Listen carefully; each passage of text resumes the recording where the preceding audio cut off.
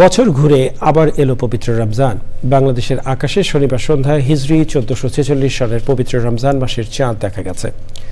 চাঁদ দেখা যাওয়ায় শনিবার রাতে তারাবির নামাজ পড়ে ভোরে সেহরি খেয়ে রোববার প্রথম রোজার নিয়ত করবেন ধর্মপ্রাণ মুসলমানরা। চক্রমালিথা রিপোর্ট। আরবি হিজরি সনের নবম মাস রমজান।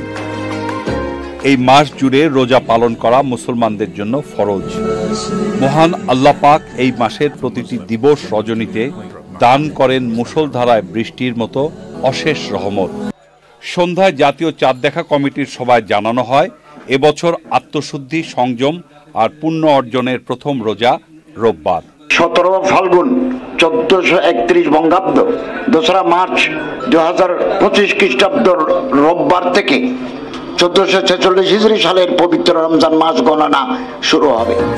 রমজান মাসে প্রতিটি ফরজ আমলের সওয়াব আল্লাহ পাক 70 গুণ বাড়িয়ে দেন।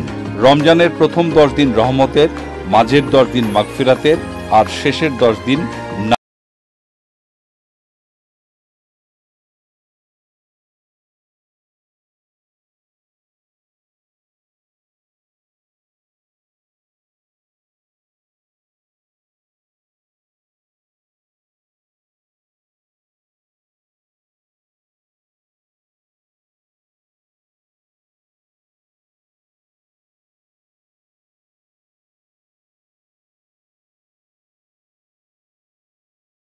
মুসলমানরা এই এক মাস সিয়াম সাধনার পাশাপাশি দান খয়রাত সহ বিশেষ ইবাদতের মাধ্যমে আল্লাহর নৈকট্য ও করুণা লাভে সচেষ্ট থাকেন।